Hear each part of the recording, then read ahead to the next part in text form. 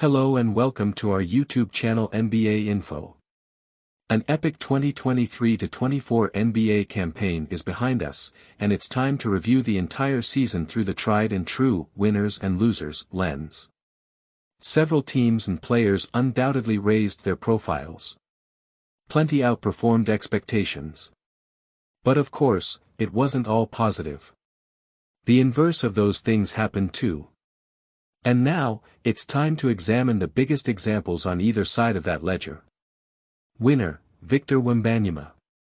He was already a lock to appear as a winner on this slideshow, but Victor Wembanyama put an exclamation point on his 2023-24 with a dazzling penultimate performance against the reigning champion Denver Nuggets. His team was down 23 points in the second half, but that deficit wasn't enough to stop Wemby, who dropped 17 by himself in a 3-minute stretch that spurred his San Antonio Spurs to victory.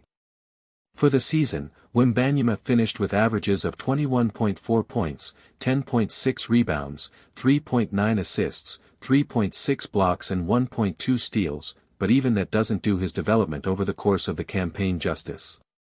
Wembanyama adjusted to the speed and athleticism of the NBA game faster than just about anyone could have predicted, and now the rest of the league has to be concerned about the future. Wemby can shoot from seemingly anywhere. He drilled a dribble pull-up three from several feet behind the line during the comeback against the Nuggets. He's already perhaps the game's most feared rim protector. Beyond leading the NBA in blocks per game, he forced tons of about-faces from would-be drivers. He's an underrated playmaker and cheat code around the rim too. The hype surrounding Wembanyama coming into this season was unreal. That he's already exceeding it is even harder to believe. As a rookie, he's made it clear he'll be a perennial MVP candidate, and that could start as early as next season. Loser, everyone who missed out on Victor Wembanyama. Every team that was in the 2023 lottery or didn't quite tank hard enough to get better odds has to be kicking themselves over missed opportunities. Several others who are in the mix for the top pick this season have to be feeling the same way. The 2022-23 season was a once-in-a-generation opportunity to get a player who could legitimately overhaul your culture on both sides of the floor and put you on track to title contention within a few years.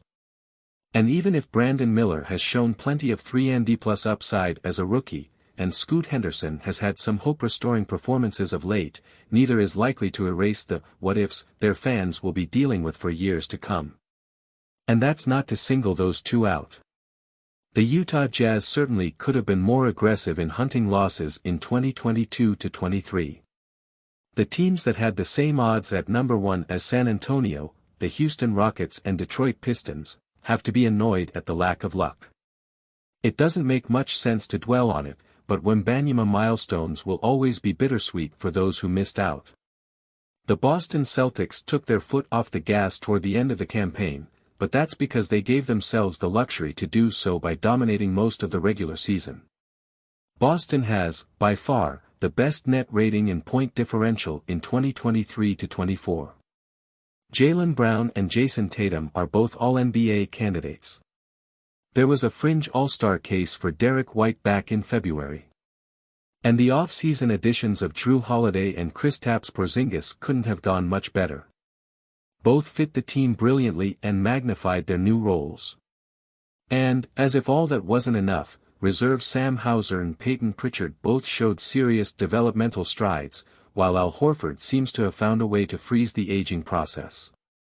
Of course, all this means Boston will face as much pressure in the playoffs as it has during this era.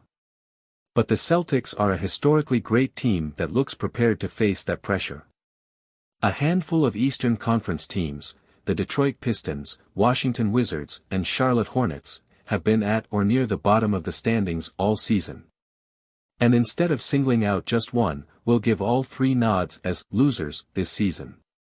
In most campaigns, it might be easy to simply justify the losing by referencing upcoming draft odds, but landing the number 1 pick in this draft might not be quite as valuable as it would be in other years. This class has reportedly been described by multiple NBA executives as the worst draft they have ever seen. And while that might not be as chilling a report for the Hornets, who do have an interesting core with LaMelo Ball, Miller and Mark Williams, the Pistons and Wizards could justify a little self-pity. They just suffered through seasons with 60-plus losses, neither has a surefire future star on the roster, and the 2024 draft may not offer them one either.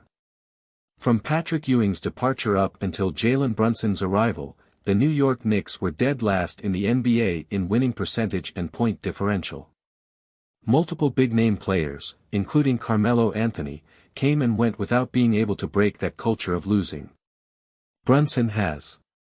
The Knicks have made the playoffs in each of Brunson's 2 campaigns in the league's biggest market. And in 2023-24, he has a bona fide first-team All-NBA case. While the pressure of playing in New York can be overwhelming for some, Brunson seems to thrive on it. And smashing expectations as a 6 feet 2 inches guard in a league packed with players much bigger has helped Brunson relate to the chip on their shoulders fans that survived the 2 decades prior to this one. The Knicks have been desperate for a hero to change their culture for 20 years, and now they finally have him. Meanwhile, just south of Madison Square Garden and across the East River, the Brooklyn Nets spent 2023-24 establishing themselves as perhaps the NBA's most aimless and unexciting franchise. They didn't lose as much as the Hornets, Wizards, or Pistons, but Brooklyn is packed with players who aren't likely to top out much better than 3rd or 4th options. Most of their own first-round draft picks are still headed elsewhere, thanks to the short-lived Kevin Durant, Kyrie Irving and James Harden era. The first-rounders they do have coming in, like a 2025 first from the Phoenix Suns and a 2027 first from Philly, are controlled by teams that figure to be in the playoffs for years to come. In other words, tanking doesn't really do anything for the Nets.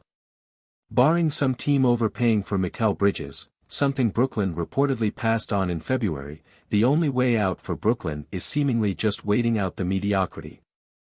And there are few places in the NBA more painful than the middle. Thanks for watching. Like, share and subscribe for such video. And comment down your favorite part.